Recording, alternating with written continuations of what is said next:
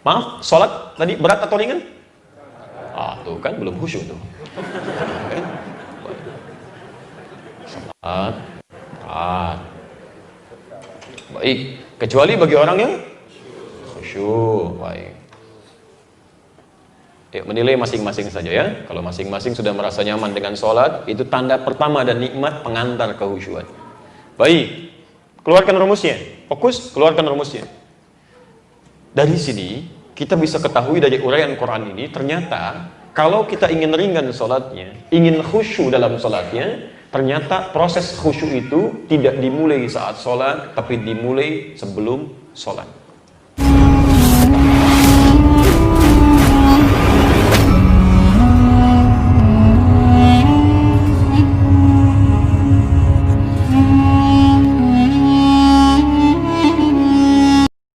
Perang sholat.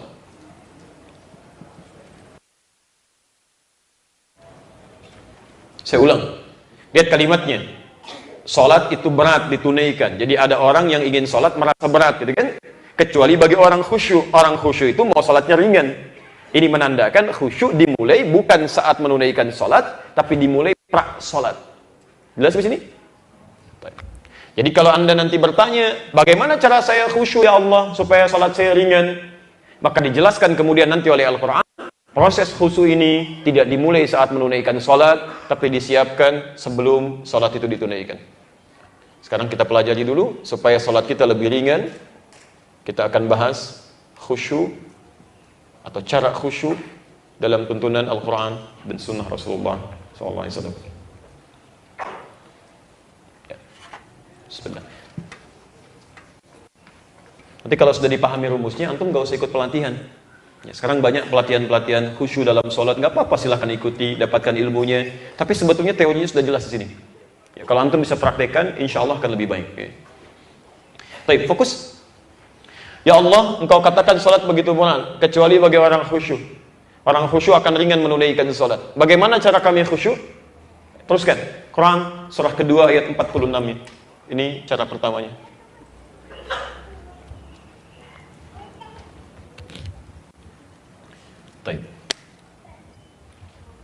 Satu,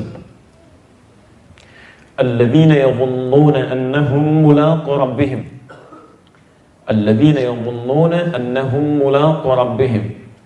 Orang khusyuk itu satu, yaitu orang yang sebelum sholat.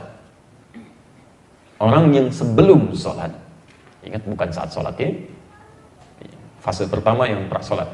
Orang yang sebelum sholat sudah menyiapkan diri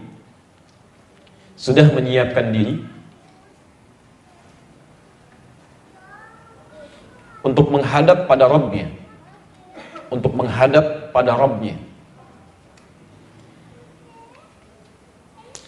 Orang yang sebelum sholat telah menyiapkan diri untuk menghadap pada Rabbnya.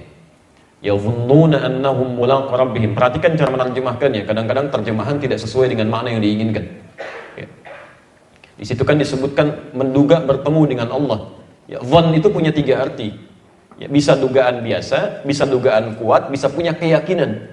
Kadang-kadang yakin disebut dengan dhann. Ya, kalau terlampau yakin disebut baru dengan kalimat al-yakin. Nah, sekarang fokus, perhatikan. Keterangan Al-Quran, orang khusyuk itu bedanya kelihatan tandanya sebelum dia menunaikan sholat.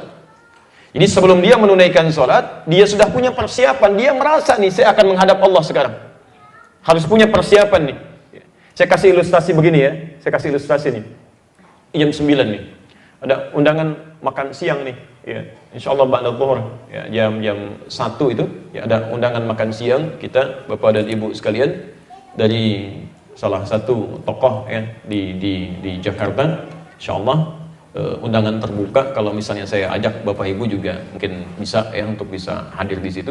Kira-kira kalau ada undangan dari salah satu tokoh, ada ajakan, kemudian kita diajak makan, antum perbaiki penampilan nggak? Perbaiki, baik ya? Baik, cuci muka nggak? Cuci muka, perbaiki, bagus ya. Maaf, ini cuma contoh ya, cuma contoh, bukan beneran ya. Cuma contoh aja, nggak ada undangannya, tapi saya cuma kasih ilustrasi. Kan di awal saya bilang ada ilustrasi gitu kan.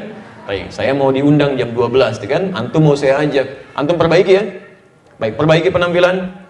Baik, bahkan undangan yang dari manusia, ya ada resepsi pernikahan, ada undangan macam-macam, bajunya begitu bagus, bahkan baju terbaru dipakai, sepatunya disemir dulu, undangan dari manusia yang belum tentu memberikan apa yang Anda harapkan, belum tentu memaafkan kesalahan yang pernah dilakukan.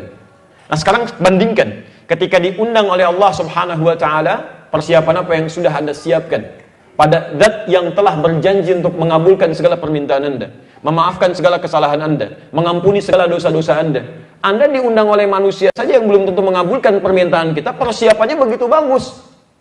Bahkan Masya Allah, kalau diundang pejabat tertentu, atasan tertentu, kata-kata juga diatur dulu. Bagaimana supaya jelas kalimatnya, bagaimana supaya tampilnya saya mengesankan, bagaimana supaya dilihat karismanya muncul dengan kebaikan. Bertemu manusia bisa sedemikian Anda perfeksionisnya. Maka bagaimana ketika bertemu dengan Allah? Orang khusyuk akan lebih daripada itu. Makanya diturunkan di Quran surah ke-7 ayat 31. Perhatikan persiapan orang khusyuk ketika akan menghadap kepada Allah. Ya bani Adam, khudhu zinatakum 'inda kulli masjid. Hei anak cucu Adam. Masya Allah. Bani Adam disebutkan 7 kali dalam Al-Quran untuk menunjuk seluruh keturunan Adam. Kita, ya. Hei anak cucu Adam, jika Anda mendengar seruan dari masjid, sholat, khudhu zinatakum, kenakan pakaian terindahmu. Coba lihat kalimatnya, pakaian terindah. Itu sindiran halus di Quran. Antum Masya Allah memenuhi undangan manusia, pakaian begitu indah, disiap-siapkan bagus. Memenuhi undangan Allah di tempat terbaik di muka bumi, pakaian kita begitu-begitu aja. Coba cek. Bahkan ironisnya, mohon izin, lihat, coba bandingkan. Orang mau musyrik saja, pakaiannya bagus-bagus. Mau musyrik, ada yang pakai jas, ada yang pakai kebaya, Masya Allah, ada yang pakai batik, anaknya dibawa, rambutnya kepang dua, bawa makanan macam-macam, gembiranya luar biasa. Orang mau musyrik gembira pakai pakaian bagus. Antum yang sudah dikasih iman, dipanggil ke tempat yang memberikan iman, Masya Allah, pakaian begitu-begitu aja. Pakaian bola sama dengan pakaian sholat, Masya Allah, belakangnya nomor 9, malaikatnya sampai bingung. La haula wala quwwata illa billah.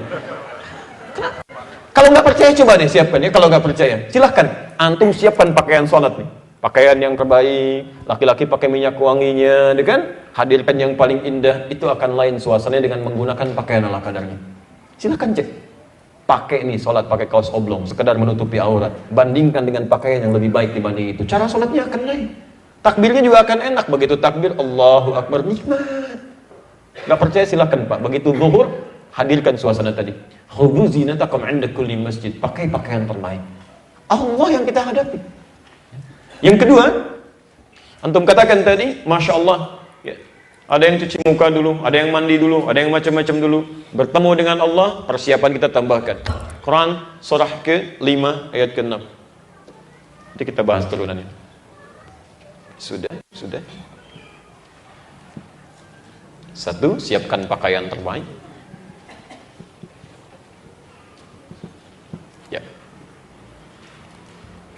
Ya, nanti begitu mau sholat, kalau bisa punya pakaian khusus ya, untuk sholat yang cukup baik, yang cukup indah, supaya enak saat menunaikannya.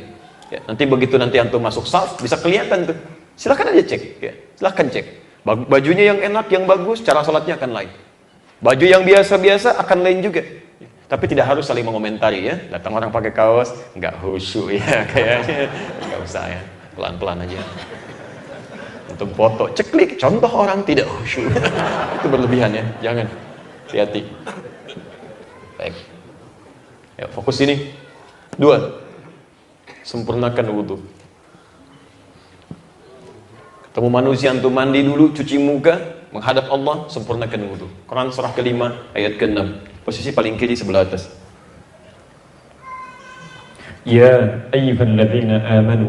Hei orang-orang yang telah merasa punya iman dalam dirinya. Hati-hati. Ya ayyuhalladzina amanu. Hei orang-orang yang telah merasa punya iman dalam dirinya. Tolong pahami betul ini ya.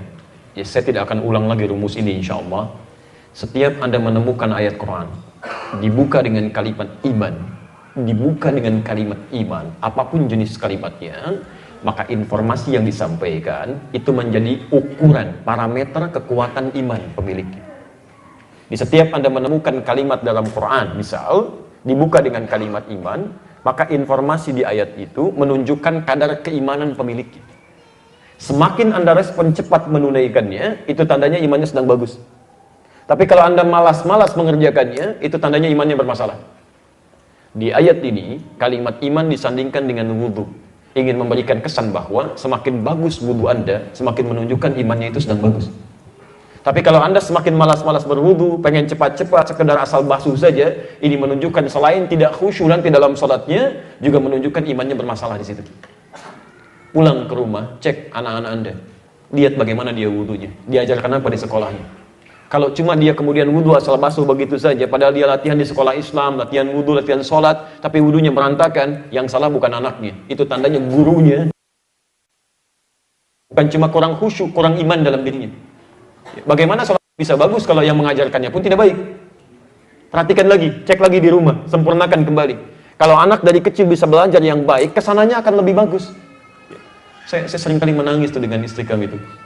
Saya lihat, ya Allah, penghafal Quran terutama Pak Bu ya. Sekarang tuh begitu mudah gitu menghafal Quran. Mudah sekali. Maksudnya mudah mentolerir ya. Diberikan hafal-hafal, bangga dengan hafalan.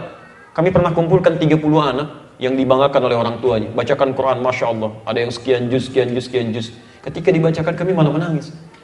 Anak itu dengan kekuatan hafalannya, diajarkan bacaan yang salah. Panjang dibaca pendek, pendek dibaca panjang, bahrojnya jadi keliru. Kalau Anda bisa mengajarkan yang benar, kenapa ngajarin yang salah? Kasihan dia ngulang lagi. Makanya dulu nggak ada pelajaran tahsin. Dulu adanya tajwid. Tajwid itu membaca dengan baik dan benar. Ya, tapi karena ada yang ngajaran tidak baik dan benar, makanya diulangi lagi, ditahsin, diperbaiki. Perbaiki itu kan artinya ada yang tidak baik. Kami kalau belajar di Timur Tengah, datang pada syekh kami untuk talaqi Quran, jangan harap Anda bisa membacakan Quran sekian juz pertama datang. Begitu datang, udah jauh-jauh gitu kan, 20 kilo pakai taksi datang senyum-senyum. Fadhal iqra ya bunay. Silakan baca. Alif lam mim. Masya Allah. Hasbuk. Udbukrah. Masya Allah. Cukup ya. Balik lagi besok sini. Gitu. Ada yang baru ta'awudz malah. Tafadhal. Ta'awudz billah. A'udzu billahi minasy syaithanir rajim. Yakfi. Udbukrah. Masya Allah, cukup. Besok sini lagi ya. Antum datang jauh-jauh Pak, dari Bandung ke Jakarta mau ngaji Quran, begitu ta'awud, cukup ya. Besok kesini lagi. Datang lagi nggak? Itu nggak mudah. Tapi guru yang baik, dia akan dengar dulu untuk melihat apa penyakit di lisannya. Bagaimana dia mengucapkan huruf. Begitu dia dengar, oh ini masalahnya. Dianalisis tuh. Lalu dia berdoa kepada Allah untuk minta kemudahan dalam mengajarkan anak ini. Dilihat. Besoknya baru diberikan pelajaran. Ucapkan begini, ucapkan begitu. Anda sabar 20 ayat, kesananya bisa baca sendiri. Tinggal gharib muskilah saja. Tapi kalau terlalu diberikan toleransi, oh bagus, hafalan kuat ini, yang dibaca salah semua. Memang menghafalnya mungkin cuma 6 bulan, tahsinnya bisa 3 tahun. Karena setiap kalimat diperbaiki lagi. Karena itu kita kembalikan nih, kalau bisa mengajarkan yang benar, kenapa menyulitkan? Nah ini kalimat wudu di sini disandingkan dengan kata iman untuk menunjukkan semakin sempurna wudunya, semakin bagus imannya. Nah, tanda khusyuk seseorang ketika akan khusyuk menunaikan sholatnya, dia akan perhatian pada wudunya. Bahkan mohon maaf sekali lagi, wudu ini disebutkan langsung nanti dalam hadis riwayat Muslim nomor hadis 243. Ini ada kisah menarik di sini. Riwayat sahabat Umar bin Khattab radhiyallahu taala anhu.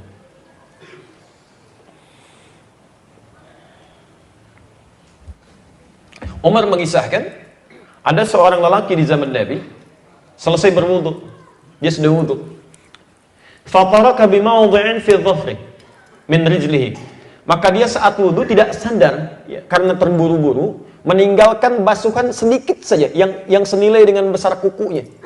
Jadi begitu membasuh kakinya, ada yang tidak terbasuh. Yang tidak terbasuh ini itu lebarnya cuma selebar kuku lah.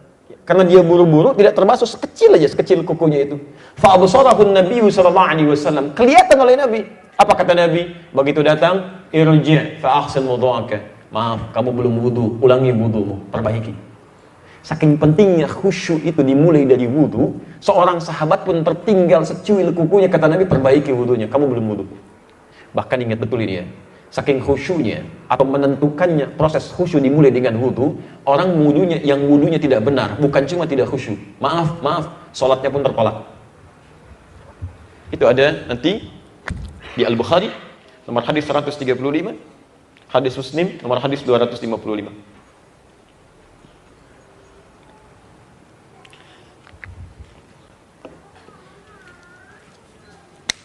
La tuqbalu salatu man ahdatha idza lam yatawadda.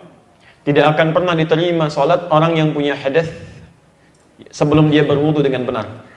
Jika ada seseorang kemudian salat ya, dengan wudu yang tidak benar, sekalipun dia tidak punya hadas, wudunya tidak benar, itu kalimatnya jelas, la tuqbal, salatnya enggak diterima.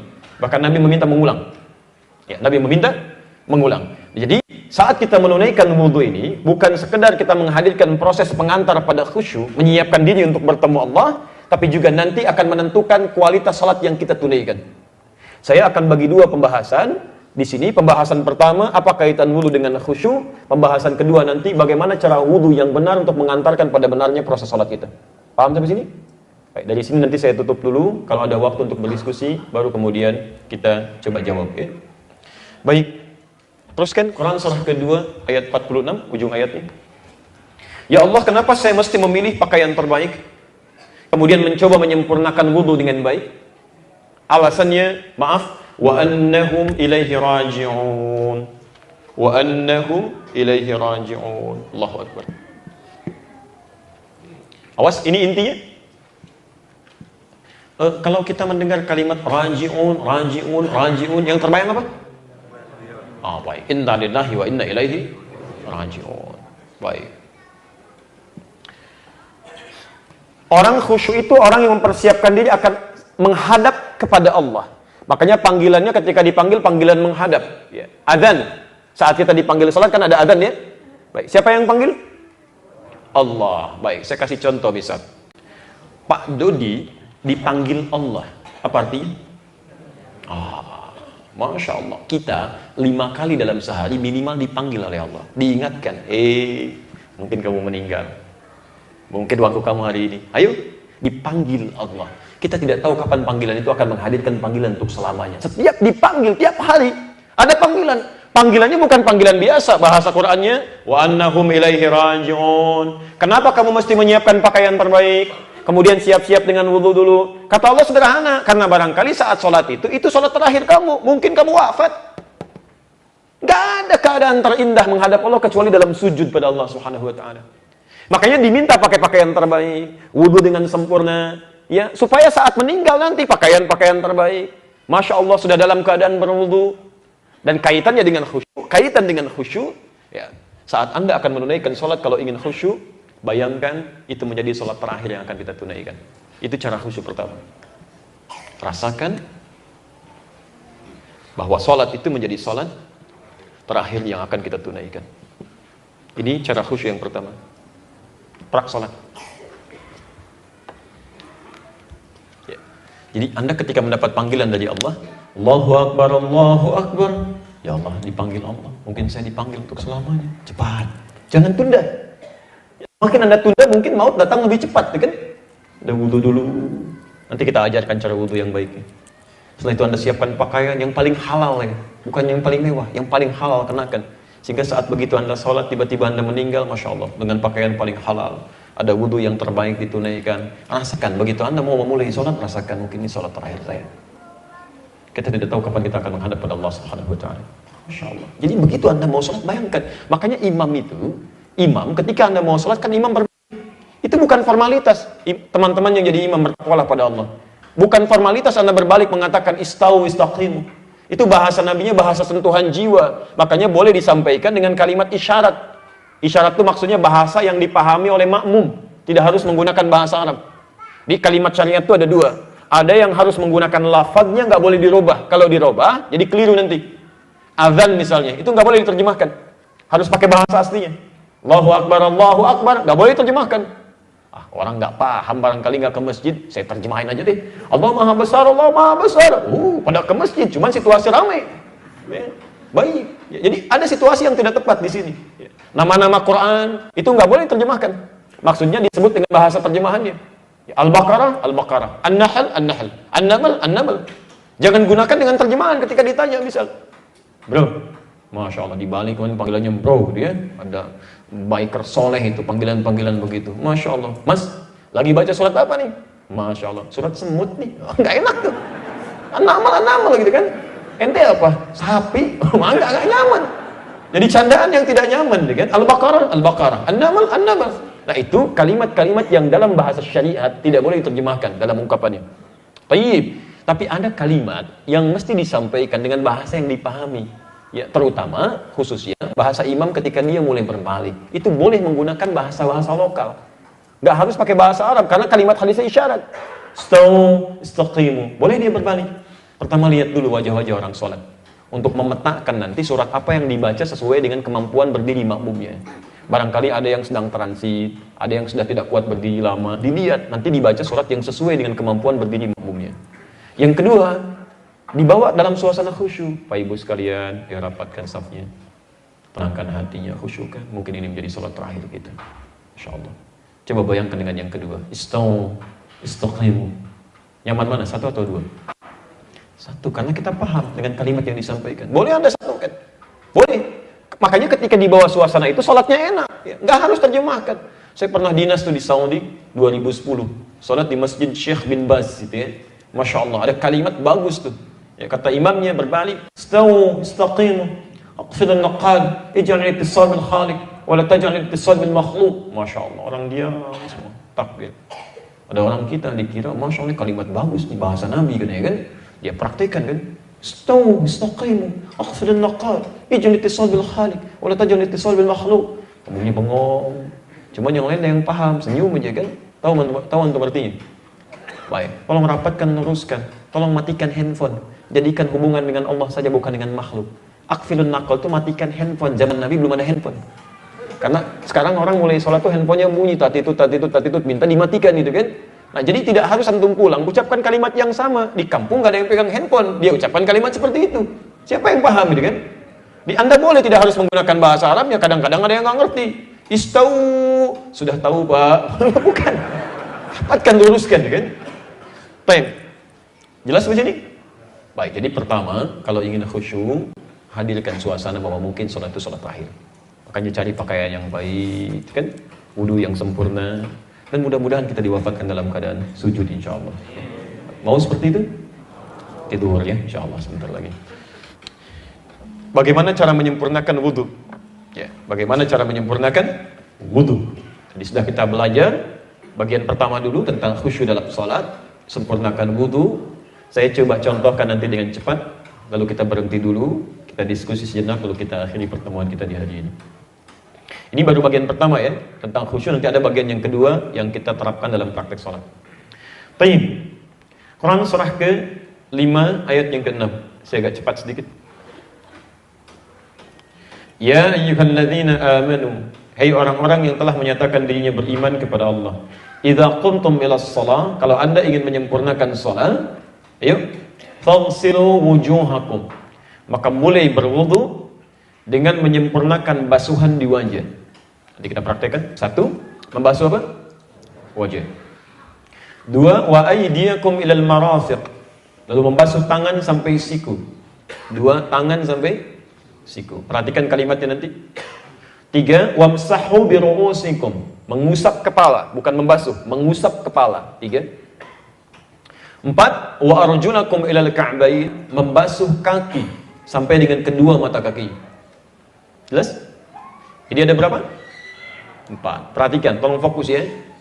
Ketika diminta menyempurnakan wudu sebelum sholat, Allah menyebutkan 4 anggota pokok dalam wudu. Saya ulang, ada 4 anggota pokok. Jadi kalau Anda tidak membasuh salah satunya, hati-hati, maka wudunya akan dianggap tidak sempurna dan tidak sah sholatnya.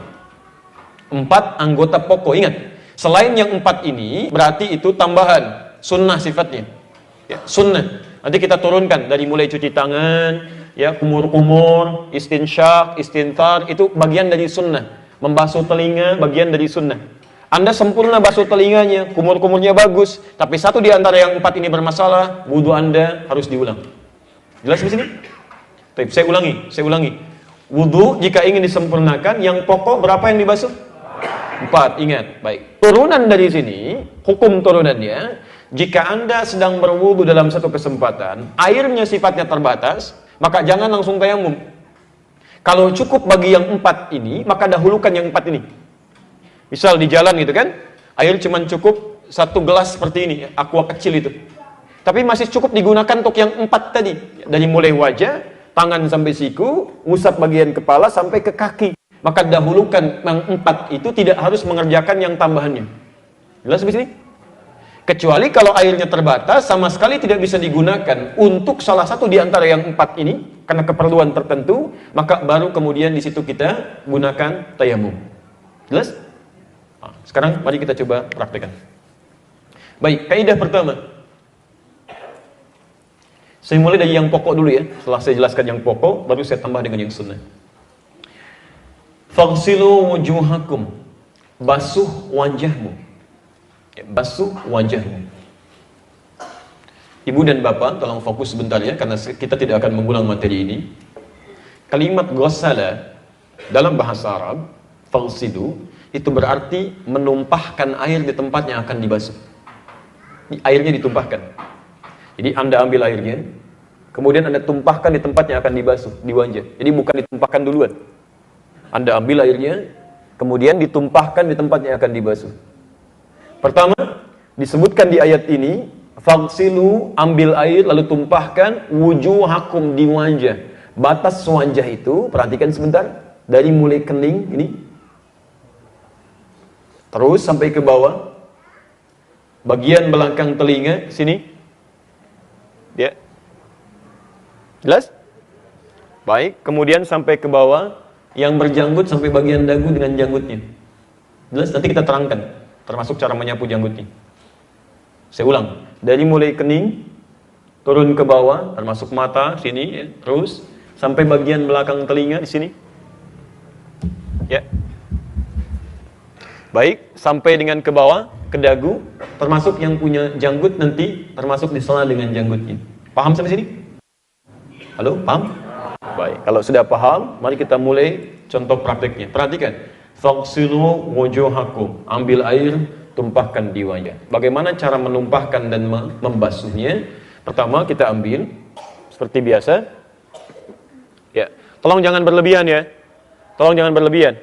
Nabi menyampaikan dalam riwayat Utsman bin Affan, Utsman pernah wudu, tadi saya tuliskan ini Al-Bukhari nomor hadis 159, hadis Muslim nomor hadis 256. Ini judul hadis terakhir. Dari sahabat Utsman bin Affan radhiyallahu taala anhu, dikisahkan oleh budak beliau atau khadim beliau namanya Hamran. Ya.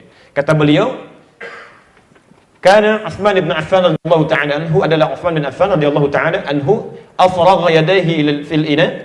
Beliau menuangkan air di satu bejana secukupnya. Jadi ada sifat air wudu itu, sifatnya ada yang nanti tertuang dalam bentuk bejana, mengalir. Ya. Misal dengan keran gitu kan, ada yang airnya langsung mengalir, ada yang airnya di satu tempat yang akan kita. Perhatikan betul ya, karena Al-Quran dan hadis mengatakan jangan berlebihan, termasuk dalam menggunakan berwudu. Jika Anda menggunakan keran misalnya, mohon izin ya, coba cek dulu airnya. Ketika dibuka, kadang-kadang ada yang kencang, ada yang biasa. Jangan berlebihan. Orang banyak membutuhkan air. Di Palestina air itu diracuni dulu sama Zionis. Begitu mau minum harus disaring dulu. Antum dibuang-buang gitu kan? Ya, buka sesuai kan? Sesuai kebutuhan. Ya. Kalau mengambil dari ini, dari bejana misalnya, ya, Masya Allah. Lihat kalimatnya. Tidak harus antum tumpahkan ke wajah begini. Ambil, tumpahkan. Kadang-kadang ada yang bawa gayung, tumpahkan ke wajah dibeginikan. Tidak. Ya. Yang dari hadis Utsman bin Affan radhiyallahu taala anhu, jadi Al-Bukhari nomor hadis 159, itu diambil dari bejananya begini. Misal ya, ngambil air begini, simpan lagi seperti ini. Ya, baru kemudian ditumpahkan di wajah. Jadi bukan gayungnya diambil, bejananya diambil, tumpahkan di wajah begini, bukan. Ya, jadi ambil airnya, bukan dicelupkan tangan ke situ ya. Bejananya dituangkan di sini, ambil sedikit seperti ini, simpan, ya kan? Baru kemudian dibasuhkan ke wajah. Jelas? Kalau di keran itu nggak ada masalah. Anda buka, ambil, kan? Kemudian mulai basuhkan di wajah. Sekarang perhatikan, saat membasuh wajah, tumpahkan, keningnya kena di sini, teruskan sampai ke sini. Baik. Sekarang perhatikan, fokus. Telunjuk yang ini, telunjuk, Anda gunakan untuk membersihkan sudut-sudut di mata sini. Ya, jelas? Tidak ada keterangan apakah air saat ditumpahkan mata terbuka atau tertutup. Hanya sebagian ulama mengatakan akan lebih baik terbuka supaya kotoran-kotoran di mata pun ikut keluar. Ya, tapi tidak ada keterangan apakah dibuka atau ditutup. Ya, hanya poinnya saat Anda kemudian basuhkan telunjuk yang kanan ini, ya ini ataupun yang kiri, dua-duanya membasuh ujung-ujung mata sini. Kotoran ikut keluar. Jelas? Baik, basuh begini. Yang jempol ini membasuh bagian bawah di sini, dekat telinga bawah. Jelas? Baik, jadi yang telunjuk basuh ujung-ujung mata di sini, yang jempol ke bawah ke sini. Jelas ya? Baik, pelan-pelan, kemudian baru selesaikan di dagu. Otomatis yang punya janggut ya seperti saya misalnya ada janggut sekarang, antum langsung selai-selai begini. Jadi nggak harus ngambil air lagi. Jadi sekaligus begitu ngambil sekali, kan? Sapu ke sini, yang bawah ke sini, kemudian selai langsung begini. Ya, dihelai begini. Jelas? Baik, belum cukup, ambil lagi yang kedua, sampai kemudian yang ketiga. Itu batas paling maksimal. Baik, sebentar. Jelas sampai sini? Saya ulang. Ambil airnya, tumpahkan di wajah. Baik, mulai sapu dari kening, mata, ya, yang ujung telunjuk ini, ya, bersihkan. Baik yang ujung matanya, yang kanan ataupun yang kiri. Ya, dalam saat yang bersamaan, ini jempol yang kiri membasuh yang bawah di sini, bawah telinga. Terus sampai dengan ke dagu yang punya janggut diselai begini. Jelas di sini? Baik, lakukan 2 kali, paling maksimal 3 kali. Ya, jangan lebih dari 3 kali, batas maksimal 3 kali itu. Maksudnya begini, bahkan 3 kali pun, itu maksudnya tidak harus 3 kali. Maksudnya kalau sekiranya dengan basuhan sebelumnya dirasa belum cukup. Karena Nabi sering juga wudu dengan 2 kali. Di begitu kali dirasa belum cukup, yang kedua supaya air meresap dan masuk kepada seluruh anggota tubuh wudunya. Belum cukup sekali, yang kedua 2 kali. Belum cukup 2 kali, baru yang ketiga. Tapi kalau Anda lakukan nambah dari 3, kata Nabi, faqad asa Abul Qasim. Dia telah melanggar ketentuan Abul Qasim, yaitu Nabi SAW. Maksudnya terlampau berlebihan di sini. Kalau Anda punya masalah kotoran di misalnya, Anda bisa basuh lebih dulu, ya, bersihkan dulu. Masih kotor nih, Anda bersihkan lagi, tidak. Bahkan basuhan pertama Anda basuh sampai dengan baik, ya. Selesaikan dulu. Kedua, basuh lagi sampai dengan rata lagi, baru yang ketiga. Dan untuk janggut tidak harus mengambil terpisah, tapi seketika bisa langsung diteruskan untuk dibasuh. Ya. Jelas di sini? Dan mohon ibu sebentar ya, teman-teman untuk laki-laki, janggut di sini, ya, bagi laki-laki itu sunnahnya merawat, bukan menumbuhkan, ingat, merawat. Karena hadisnya nanti kita bahas lebih jauh nanti ya di lain pertemuan. Hadis tentang janggut itu asalnya ada orang pulang dari Persia menghadap pada Nabi, katakan, ya Rasulullah, orang Persia nggak berjanggut. Kata Nabi, kamu berjanggut. Bahasa itu ketika diungkapkan menggunakan bahasa iffah, iffah al-lihyah. Iffah itu artinya bukan menumbuhkan tapi merawat. Karena memang orang Arab sudah terbiasa berjanggut. Muslim atau non-muslim sampai sekarang orang Arab itu berjanggut. Ya, cuman kata Nabi, bedanya janggut kamu dengan janggut mereka itu mesti dirawat dengan rapi. Baik. Dan bedanya kamu dengan yang lain, jangan ikut-ikutan budaya orang. Orang kemudian habiskan janggutnya, kamu potong juga. Orang pakai ini, kamu ikut-ikutan juga. Di hadis tentang janggut ini menerangkan 2 hal. Satu, bagi yang punya janggut untuk merawat janggutnya, untuk membedakan dengan orang-orang yang berjanggut juga tapi tidak pernah dirawat. Ini satu. Jadi jangan sampai dipanjangin tapi nggak dirawat, kan? Makan berantakan, ada lalat kadang-kadang datang ke sini, itu nggak diinginkan. Ya. Antum rapikan sehingga tampil indah. Itu bedanya dengan yang non-muslim yang punya janggut. Jadi sunnahnya bukan menumbuhkan rambut, bukan menumbuhkan janggut, maaf ya. Jadi kalau Anda punya janggut, rawat dengan rapi, bagus, sehingga tampilnya indah. Tapi kalau nggak punya janggut, jangan maksa. Beli obat, cari timun, cari arang, oles-oles, begitu, nggak usah.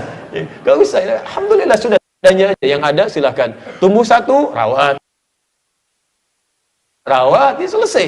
Ya, jelas di sini? Yang kedua, hadis tentang janggut, ini ingin menegaskan untuk menjaga tradisi dan syariat, jangan sampai dikalahkan oleh budaya yang tidak jelas. Termasuk tasyabbuh dengan kaum lain, sehingga melunturkan tradisi ataupun budaya yang dibenarkan oleh syariat.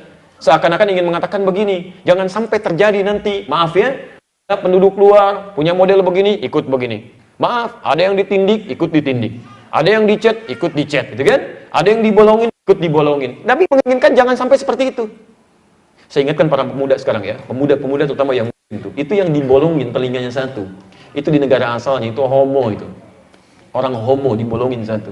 Kalau satu lagi dibolongin, itu tandanya homo yang ini sudah bergaul dengan homo yang lain. Kadang-kadang orang nggak paham. Hadis itu menerangkan suasana tadi. Ya. Jelas ya? Jadi basuh, selesai sampai bagian pertama. Jelas di sini? Baik. Yang kedua, wa aydiyakum ilal marafiq. Wa aydiyakum. Kalimat aidia itu tangan. Batas tangan itu dari mulai jari ini, batas tangan, sampai ujungnya di sini, yang nempel ke bahu. Ini tangan.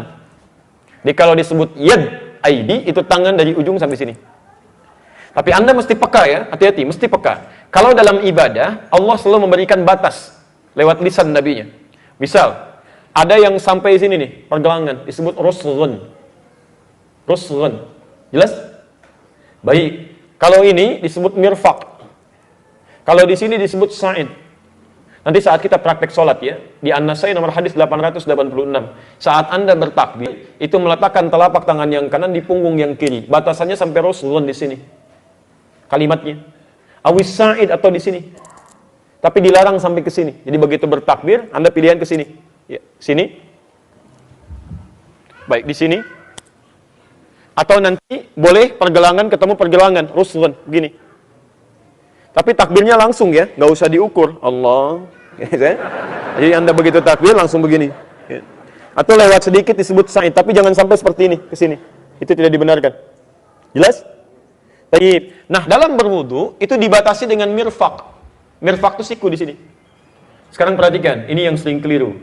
Kalimat Qur'annya faghsilu wujuhakum wa aydiyakum ilal marafiq. Mulai di batas tangan sampai siku. Ingat, tangan sampai siku, ujung jari sampai siku. Ambil airnya, tumpahkan di jari, basuh siku.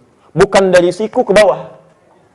Kadang kerannya dibuka, seperti ini kan, sikunya dibasuh sampai ke bawah. Itu kurang tepat.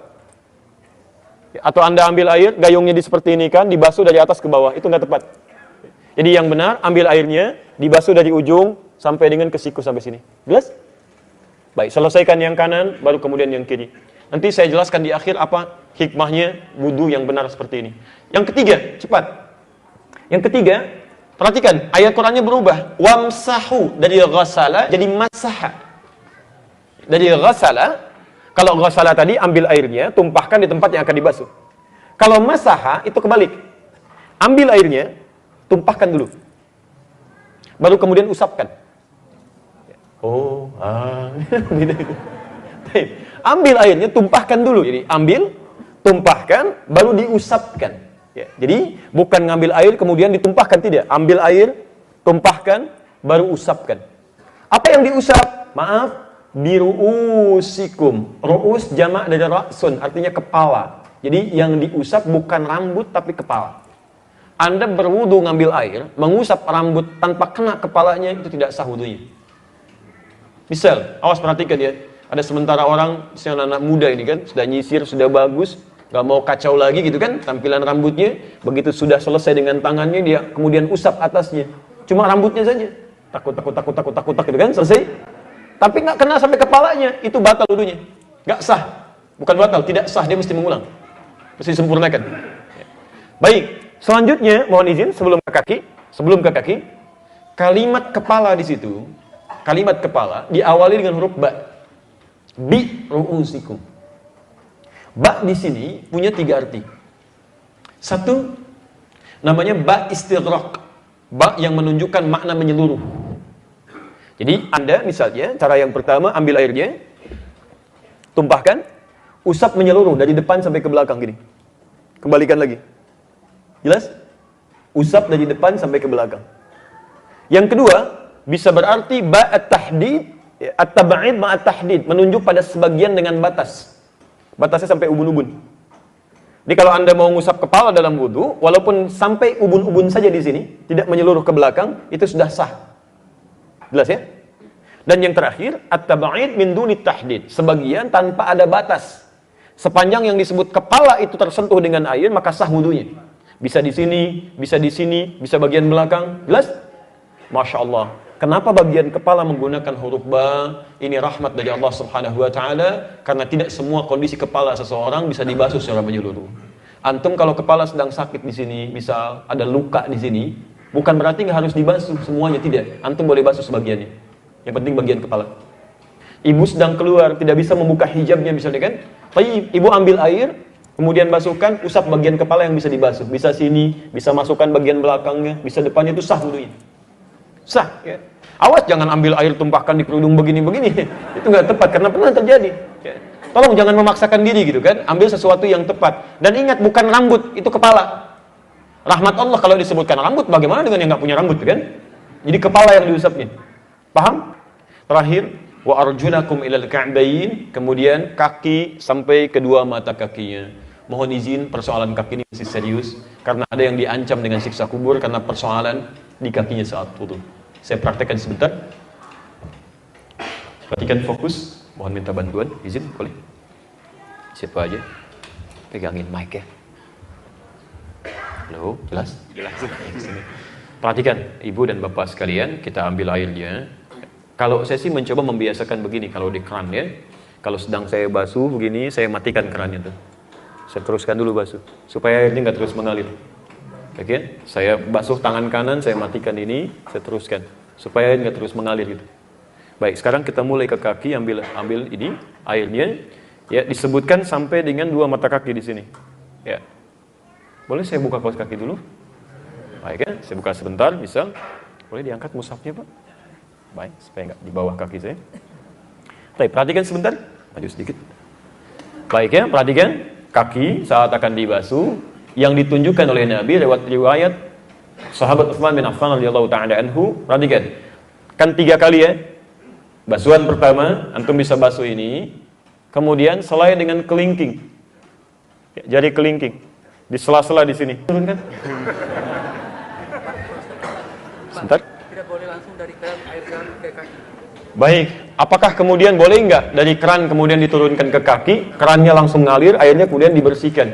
Kalau di zaman Nabi, termasuk dipraktikkan sahabat Utsman, itu contoh di hadisnya itu dari bejana. Nggak ada kalimat di hadis menggunakan keran, karena dulu barangkali belum ada keran gitu kan? Baik, sekarang apakah kemudian boleh nggak dari airnya langsung diturunkan kemudian dibasuh? Kalau bicara dengan boleh atau tidak, boleh-boleh saja. Yang penting sifat wudhu tadi disempurnakan. Hanya kalau saya secara pribadi, daripada langsung airnya diturunkan, pertama sifat air akan berlebihan, terlampau banyak keluar, kan? Yang kedua, sifat 3 kali itu nanti nggak akan jelas, karena airnya terus turun, kan? Maka dari itu, kalau saya sih secara pribadi ambil airnya, ya, lebih mendukung kepada ambil airnya, baru kemudian bersihkan di tempat yang akan tadi kita bersihkan. Walaupun sebagian ulama kontemporer nggak ada masalah ketika kemudian kakinya misalnya diteruskan di bawah kotoran airnya, langsung kemudian dibersihkan. Asal sifat 3 kali itu ada. Pertama bersihkan bagian itu, kemudian kedua ke belakang, ketiga diratakan, itu nggak ada masalah. Hanya barangkali resikonya lebih banyak air yang tumpah kemudian. Sekitar itu. Baik, jelas sampai sini? Itu 4 yang pokok. Kalau ingin disempurnakan dengan sunnahnya, saya selesaikan dulu. Nanti di pertemuan berikutnya saya jelaskan tentang kenapa mesti berwudu seperti ini. Anda kalau benar wudunya, seketika diampuni dosa-dosa yang pernah dikerjakan. Sampai dengan saat berwudu itu. Jelas hadisnya, ghufira lahu ma taqaddama min dzambi. Makanya mesti dibenarkan di sini ya. Baik. Mulai dengan sunnahnya dulu. Ya, sunnah pertama itu mulai mencuci tangan dulu. Ya, Anda selai-selai begini. Jelas? Berniat dalam hati, kemudian menyebut nama Allah, bismillah. Bismillahirrahmanirrahim, kan? Mulai Anda berwudu. Baik, saya ulang. Anda ucapkan bismillahirrahmanirrahim, kan? Mulai berniat, basuh tangan. Jelas? Baik, setelah itu mulai dengan berkumur-kumur. Perhatikan cara berkumur-kumur ya. Ambil airnya dan masukkan ke mulut, berkumur-kumur. Nah, saat dimasukkan ke mulut ini ada 2 proses yang harus kita ketahui. Pertama, ada sebagian yang dihisap ke hidung, istinsyak namanya. Anda hisap saja ya. Menghisap ini bagian dari sunnah untuk mengeluarkan kotoran di hidung. Ya, jadi begitu kemudian dimasukkan, keluarkan lagi, namanya istinsar. Istinsyak, memasukkan air sebagian ke hidung sambil diserap. Istinsar dikeluarkan, ya, sekuatnya Anda keluarkan. Ya, kadang sebagian satu misalnya ada yang ditutup untuk mengeluarkan yang lainnya. Jelas di sini? Maksudnya supaya kotoran yang di hidung keluar, bukan supaya masuk air, bukan. Ya, jadi jangan berlebihan juga. Jadi begitu dihisap, cukup sampai ke batas yang di sini supaya kotoran keluar. Paham? Baik. Yang kedua, ini yang tidak kalah penting. Saat Anda mulai berkumur-kumur, disunnahkan juga kalau bisa memungkinkan itu sambil membersihkan bagian gigi. Mungkin ada sela-sela makanan yang nempel dan sebagainya yang belum sempat dibersihkan. Kata Nabi, laula an asyqa ala ummati la amartuhum bisiwak inda kulli shalah. Kalau tidak memberatkan kepada umatku, aku akan perintahkan setiap mau sholat mereka bersiwak dulu.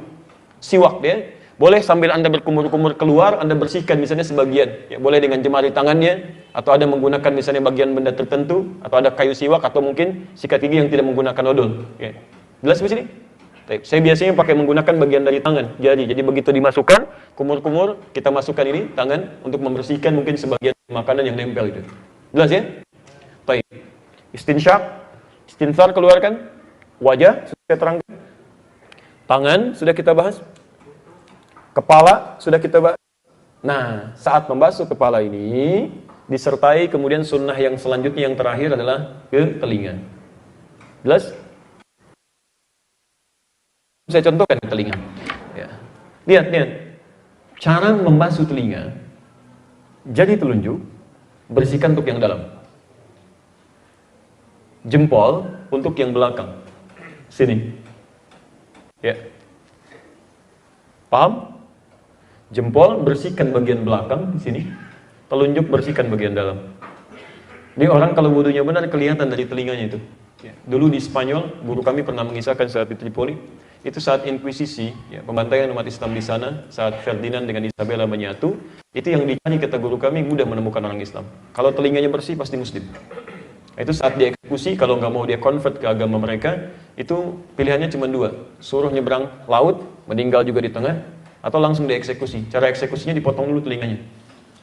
Ya, itu luar biasa ya. Itu masa-masa dulu yang jadi pelajaran untuk saat ini. Jadi teman-teman sekalian, itu bagian dari wudu yang dituntunkan oleh Nabi, dan Anda rasakan saat berwudu itu untuk menyiapkan diri berhadapan dengan Allah yang mungkin diwafatkan seketika dalam sholat. Makanya betul-betul kalau Anda tahu mau wafat daripada diwuduin orang, mendingan kita berwudu sebelumnya dengan baik, dengan nyaman, enak, lu mengingat dosa-dosa kita. Ya, nanti kalau orang wudunya seperti ini, di hadis Muslim disebutkan, orang yang bisa berwudu seperti ini, setiap tetesan airnya itu menggugurkan dosa-dosa yang pernah dilakukan. Makanya Anda ketika mulai, saya tutup, ketika selesai Anda berdoa, maka selesai berwudu, maka Anda mulai berdoa. Bagaimana doanya? Halo? Asyhadu an la ilaha illallah wa asyhadu anna Muhammad. Baik, selanjutnya Allahumma ja'alni minat waj'alni minal hadis sahih di At-Tirmidzi, Allahumma ja'alni minat tawwabin waj'alni minal mutatahhirin waj'alni min ibadikas shalihin. Pertanyaan saya, paham enggak artinya? Kalau paham artinya, mustahil orang wudu itu akan berbuat maksiat. Mustahil. Lihat kalimatnya. Setelah Anda berwudu, Allahumma ja'alni minat tawwabin. Ya Allah, jadikan aku termasuk orang taubat. Apa hubungan wudu dengan taubat? Apa itu taubat? Udah gak usah ngarang ya, pelajaran mengarang hanya ada dalam bahasa Indonesia. Baik ya, tobat itu singkat ya. Tobat itu singkatnya kembali kepada Allah dalam kebaikan, dengan menghilangkan perbuatan buruk yang pernah dilakukan. Makanya ulama mengatakan orang tobat itu mengakui kesalahan, menyesali apa yang dikerjakan, dan berjanji tidak mengulanginya lagi. Nah, Anda saat wudu itu disebut oleh Nabi itu sedang tobat. Makanya kalimatnya menggunakan wudu. Ya, menggunakan wudu. Maaf, saya ingin bertanya, apa artinya wudu? Halo? Apa artinya wudu? Ingat perjanjian kita? Kalau tidak tahu katakan apa? Baik. Apa artinya wudu? Masya Allah, kenapa berubah? Baik. Bersuci itu istilah fikih. Istilah fikih. Asal katanya bukan bersuci. Asal katanya cahaya yang terang. Gak pakai cahaya. Lihat. Ada dhau. Asal katanya dhau'un. Dhau. Ini. Artinya cahaya. Benar. Quran surah 10 ayat 5. Jamak dari dhau itu dia. Huwallazi ja'ala asy-syamsa dhiya'an wal qamara nura. Dialah Allah yang telah menjadikan matahari punya sinar, rembulan memantulkan cahaya. Matahari bersinar, rembulan memantulkan cahaya. Dhau jamaknya dia. Sekarang fokus, lihat ya. Kalau kalimat ini ditambah lagi dengan huruf lain, waw misalnya di depannya. Dhau ditambah waw, jadi wudu kalimatnya, berubah. Jadi begini. Kalau ada waw, itu huruf sebelum atau setelahnya, umumnya kalimatnya harakatnya dhammah. Jadi wudu. Maka rumus dalam gramatikal bahasa Arab bunyi kaidahnya begini. Ziyadatul mabna tadullu ala ziyadatil makna. Bertambah huruf maka bertambah maknanya. Dau, sinar yang terang. Ditambah hurufnya wudu, sinar yang sangat terang. Di asalnya kalimat wudu ini memiliki arti satu, sinar yang amat terang, atau pancaran yang melahirkan aura kebaikan.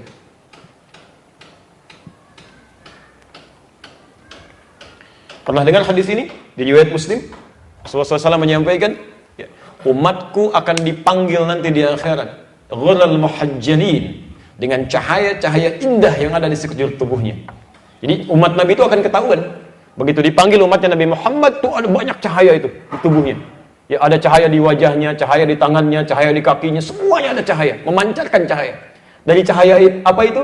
Min atharil wudu, kata Nabi, dari bekas wudunya.